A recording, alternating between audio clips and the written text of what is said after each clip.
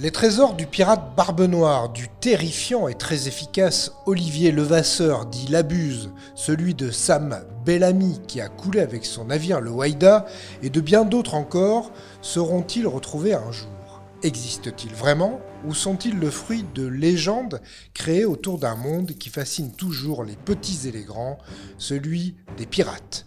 La lecture de L'île au trésor de Stevenson ou la saga Pirates des Caraïbes au cinéma nourrit encore et toujours les imaginaires des chasseurs de trésors. Si les pirates existent depuis l'époque romaine, ceux des albums d'Astérix, quand on parle de chasse au trésor des pirates, c'est essentiellement ceux du XVIe et du XVIIe siècle. De la côte est des États-Unis, au large de Cape Cod, aux îles de l'océan Indien, les Seychelles, Madagascar, la Réunion, en passant par les Caraïbes, les pirates ont attaqué des centaines de navires pendant ce qui est défini comme un véritable âge d'or de la piraterie. Nous sommes entre 1630 et 1730. Même certains gouvernements, comme les Hollandais et les Français, participent au pillage des bateaux en partageant les butins des corsaires. Ces pirates bénéficient de la protection d'un pays en échange d'une partie des richesses pillées. D'ailleurs, certains corsaires deviendront des pirates terrifiants quand ils déchireront leurs lettres de mission du roi pour ne plus avoir à partager les prises. Au XVIIIe siècle, le commerce maritime se développe et les États vont mettre fin à ces pratiques aussi violentes que rémunératrices. Mais entre-temps, certains pirates ont caché tout ou partie de leur butin. Ce sont des trésors que de nombreuses personnes recherchent encore au XXIe siècle. À cette époque, les Espagnols et les Portugais vont chercher de l'or et de l'argent en Amérique du Sud pour pouvoir acheter de la soie et des épices en Chine. Cette première route maritime de la soie est une aubaine pour les pirates. Selon l'endroit où ils se trouvent, ils récupèrent de l'or et de l'argent ou des épices et de la soie, parfois les deux. Il n'y a pas de coup perdant, que des abordages payants. Les pirates pillent d'abord pour vivre. L'or trouvé, tout comme la nourriture ou l'alcool, est partagé par l'équipage, c'est leur salaire. Parfois même le bateau pris est conservé par l'équipage qui va abandonner son ancien navire, trop vieux ou trop abîmé. Quand le butin est vraiment trop gros, alors il doit être mis en sécurité, il doit être caché. Des trésors de pirates qui, souvent, n'ont pas pu être récupérés par leurs propriétaires parce qu'ils ont été, entre-temps, pendus, noyés ou emprisonnés. Il y a 3 zones qui intéressent particulièrement les chasseurs de trésors de pirates. La côte est des États-Unis, de Boston jusqu'aux Bermudes, le long du célèbre courant, le Gulf Stream. C'est le repère des pirates essentiellement anglais et parfois américains. C'est par exemple au large de Boston, à Cape Cod, qu'a été retrouvée la trace du Whydah, le bateau du pirate Sam Bellamy. Black Sam avait dans ses cales le butin de 50 navires pillés. Son bateau a été pris dans une tempête, il a été fracassé. L'équipage, la coque, mais aussi l'or, l'argent, les pierres précieuses, un trésor d'un montant estimé pour certains à 138 millions de dollars, se retrouvent éparpillés au large de la presqu'île préférée du clan Kennedy. C'est en 1981 qu'un archéologue a retrouvé les premières traces du trésor. Des réaux espagnols en or et en argent du XVIe siècle ont été remontés à la surface. Depuis, les recherches se poursuivent. C'est aussi sur la côte atlantique des États-Unis que navigue Barbe Noire. Il sera vaincu par la marine anglaise au large de la Caroline du Nord. Un autre trésor est très recherché en Amérique du Nord, celui du capitaine Kidd. Il serait composé de plus de 200 barres d'argent et de plusieurs sacs de pièces d'or. La localisation supposée du trésor de Kidd agite encore et toujours la communauté des chasseurs de trésors. Il serait dans l'île de Hawke, en Nouvelle-Écosse, au Canada, à Long Island ou bien encore sur l'île Gardiner.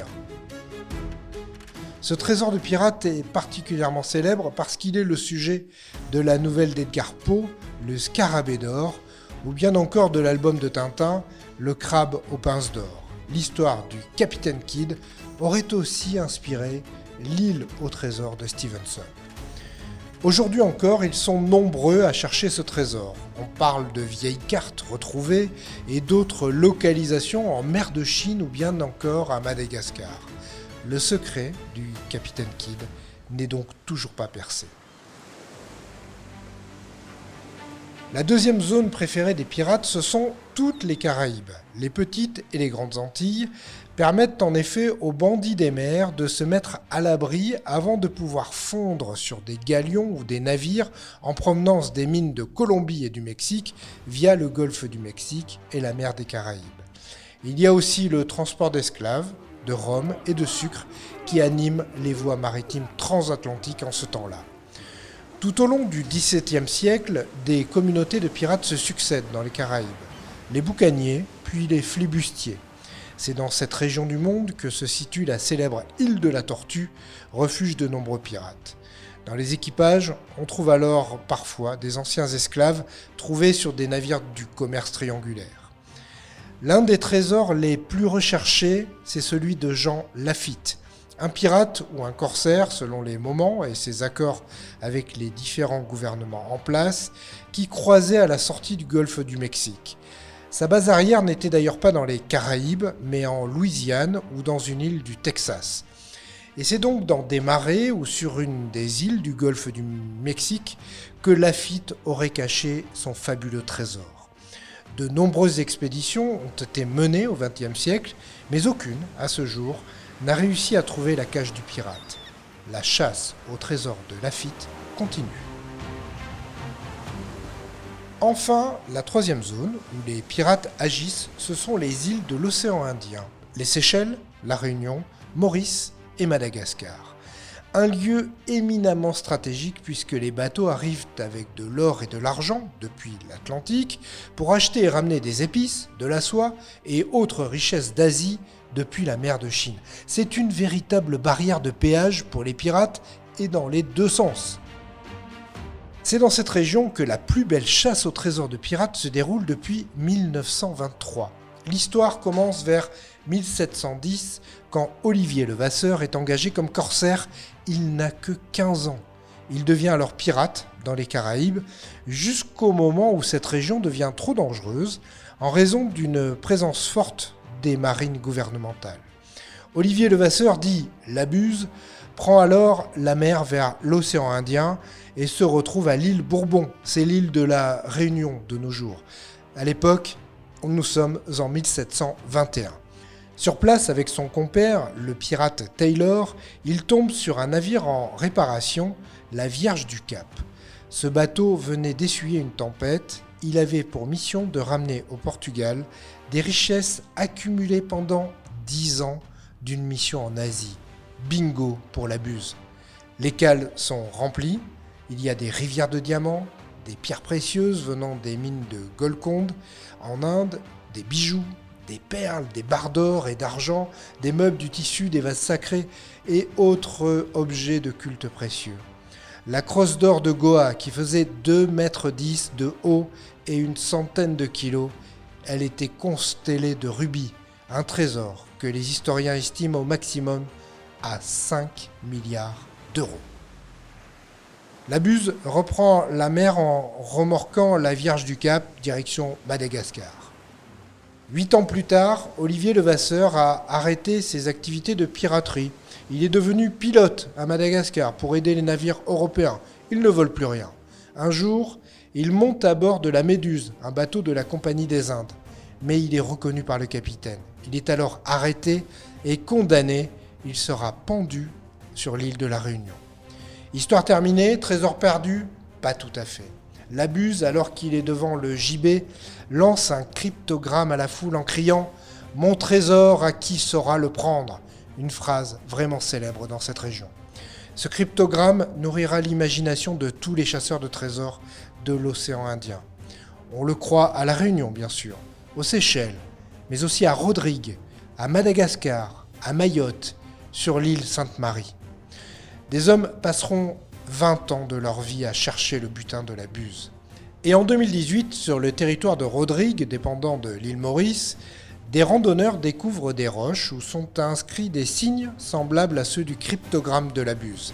Après quelques jours de recherche, Ils arrivent à prendre un cliché d'une cavité à travers une fissure.